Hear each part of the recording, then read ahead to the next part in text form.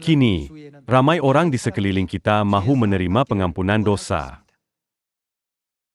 Banyak doa orang yang memukul dada mereka dan berkata, "Tuhan, aku pendosa, naik ke surga setiap hari."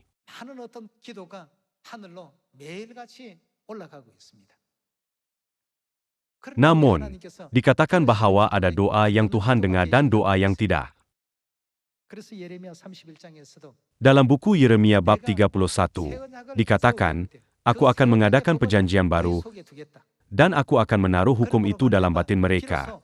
Maka aku akan menjadi Tuhan mereka dan mereka akan menjadi umatku." Tuhan berjanji untuk mengadakan perjanjian baru, yang merupakan jambatan antara Tuhan dan umatnya. Perjanjian baru ini tidak ditubuhkan oleh sesiapa pun tetapi oleh Tuhan, yang berkuasa untuk mengampunkan dosa kita. Orang yang mematuhi hal ini, ialah orang yang percaya kepadaku. Tuhan telah membezakan orang yang percaya dengan orang yang tidak. Hari ini, orang yang menghadiri gereja berkata, "Kami semua percaya kepada darah Yesus Kristus yang ditumpahkan di atas salib, dan kami percaya kepada Yesus." Tetapi Yesus pernah berkata, "Aku tidak pernah mengenali kamu. Nyahlah daripadaku, hai kamu yang mungkar." Mereka berkata, "Kami percaya," tetapi Yesus berkata, "Aku tidak pernah mengenal kamu." Apakah yang wujud antaranya? Pelanggaran hukum ada antaranya. Kalau begitu, kepada siapakah Yesus berkata, "Aku mengenal kamu"? Kepada orang yang memegang kebenaran Paskah Perjanjian Baru. Dia berkata, "Aku mengenal kamu." Mengapa begitu? Sebabnya ialah mereka melakukan tepat seperti yang Tuhan perintahkan. Kerana kamu bukan umatku, kamu tidak mematuhi perjanjian, peraturan dan hukumku, bukan? Sebab itulah aku tidak mengenali kamu sama sekali. Mereka berkata, "Kami percaya," tetapi Yesus menghakimi bahwa mereka tidak mempercayai Dia. 2000 tahun dahulu, pada zaman Anak, Yesus menunjukkan kepada ramai orang bahwa Dia mempunyai kuasa untuk mengampunkan dosa. Dia boleh hanya berkata, "Bangunlah, hai orang lumpuh, sembuhlah." Tetapi Dia berkata, "Dosamu sudah diampuni," untuk menunjukkan bahwa Dia dapat menggunakan kuasa untuk mengampuni dosa walaupun semasa Dia berada dalam badan di bumi ini. Pada akhir zaman Roh Kudus ini, dalam nama siapakah kita dapat menerima pengampunan dosa? Siapakah yang dapat mengampunkan banyak dosa yang telah kita perbuat di syurga? Aku tidak percaya kepada bapa dan ibu, tetapi kerana aku makan roti Paskah dan minum air anggur Paskah, aku dapat memasuki syurga. Perjanjian yang mengecualikan orang yang membuat perjanjian itu tidak boleh wujud. Orang Farisi dan ahli-ahli Taurat digambarkan sebagai ahli hukum kerana mereka berfikir bahwa cukup untuk mematuhi ketetapan dan hukum, mengecualikan Yesus, iaitu penyelamat. Hukum wujud, kerana Tuhan wujud. Bukankah benar bahwa hukum perjanjian baru menjadi berkesan apabila kita betul-betul menakuti Tuhan yang datang ke bumi ini dalam badan? Jadi, Paskah Perjanjian Baru telah diberikan kepada kita pada zaman Roh Kudus untuk membolehkan kita menerima pengampunan dosa. Selama lebih dari 1600 tahun, ia diinjak-injak oleh syaitan dan telah dimusnahkan, tetapi Kristus Sang Hong memulihkannya satu demi satu. Dia memulihkan semua hukum dan peraturan yang telah hancur dan dilanggar. Dia membuat perjanjian dengan kita. Barang siapa makan dagingku dan minum darahku, ia akan menerima pengampunan dosa. Dan apalagi, Dia pergi selepas menubuhkan perjanjian kebenaran dengan kita untuk memberikan kehidupan kekal. Namun, perjanjian kebenaran tidak dibuat hanya oleh Bapa. Kita perlu ada iman terhadap Roh dan pengantin perempuan, agar pengampunan dosa dan keselamatan dipenuhi pada zaman Roh Kudus. Pada zaman Bapa, yaitu Tuhan Yehova, pada zaman Anak, Yesus Kristus dan pada zaman Roh Kudus, Roh dan pengantin perempuan akan muncul dan akhirnya memberikan air kehidupan kepada semua manusia.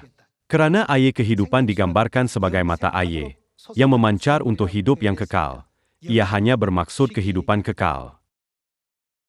Kehidupan kekal dapat dicapai melalui iman kita kepada Tuhan Bapa dan Tuhan Ibu. Jika seseorang berkata, "Saya bersetuju dengan Paskah, hari Sabat dan semua perayaan menurut khutbah pastor, tetapi saya tidak dapat mempercayai Bapa dan Ibu," akhirnya orang itu tidak akan mempercayai apa-apa pun. Perjanjian akan berkesan hanya apabila Bapa dan Ibu wujud. Dalam buku Kisah Para Rasul bab 16, setelah gempa bumi terjadi, ketua penjara melihat semua pintu penjara terbuka. Lalu dia menyangka bahwa semua orang yang terpenjara telah lepas lari. Jadi dia hendak membunuh diri. Pada ketika itu, Paulus dan Silas berkata, "Jangan berbuat demikian. Kami semua ada di sini." Kemudian, dia berpikir, melihat semua peristiwa ini berlaku, ia bukan perkara biasa. Tuhan jenis apa yang mereka layani? Dia bertanya, "Tuan-tuan, apakah yang patut aku lakukan supaya diselamatkan?" Adakah Paulus merumitkan penjelasan Paskah Perjanjian Baru dan peraturannya? Apakah yang dia katakan? "Percayalah kepada Tuhan Yesus, dan engkau akan selamat, engkau dan seisi rumahmu." Kita harus mempercayai Tuhan. Kita percaya bahwa menyambut hari Sabat dan Paskah dapat membawa kita kepada keselamatan.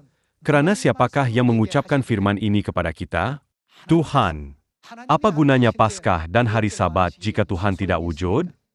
Ia tidak bermakna. Tuhan mesti wujud. Objek iman kita haruslah Tuhan, bukan hukum yang diutamakan. Sebelum Tuhan memerintahkan kita untuk mematuhi hukum, hukum itu tidak ada kesan, nilai, atau kehidupan. Namun, apabila Tuhan memerintahkan anak-anaknya untuk mematuhi hukum dan peraturan Perjanjian Baru, berkata, "Jika kamu berbuat demikian, aku akan mengampuni dosamu," dari titik itulah peraturan ini menjadi penting. Bukankah begitu? Fikirkan baik-baik. Ada seorang lelaki dan seorang perempuan muda. Sebelum mereka berkahwin, mereka bukan apa-apa bagi satu sama lain. Mereka adalah orang asing antara satu sama lain. Betul? Apabila mereka membuat perjanjian dan mengadakan majlis perkahwinan, hubungan mereka menjadi ketara. Jika seorang anak dilahirkan bagi mereka, ia menjadi hubungan keluarga yang tidak dapat dipecahkan, bukan? Hukum, peraturan dan ketetapan semuanya ada hubungan yang serupa dengan ini. Semua peraturan Perjanjian Baru yang kita patuhi menjadi berkuasa dari saat Tuhan memerintahkannya. Sama seperti yang dikatakan dalam buku Matius bab 7, mereka menyangka bahwa mereka percaya dan berkata, "Tuhan, Tuhan, kami bernubuat demi nama-Mu." Mereka menceritakan resume keagamaan mereka yang mengagumkan, tetapi di mata Yesus, itu bukanlah iman yang Tuhan janjikan keselamatan. Hari ini, kebanyakan gereja berpegang pada versi iman mereka sendiri. Kita memberikan kesyukuran dan kemuliaan kepada Bapa Surgawi An Sang Hong dan Ibu Surgawi Yerusalem Baru, yang datang ke bumi ini pada zaman Roh Kudus, memanggil kita kepada perjanjian yang dibuat oleh Tuhan dan untuk memberi kita pengampunan dosa.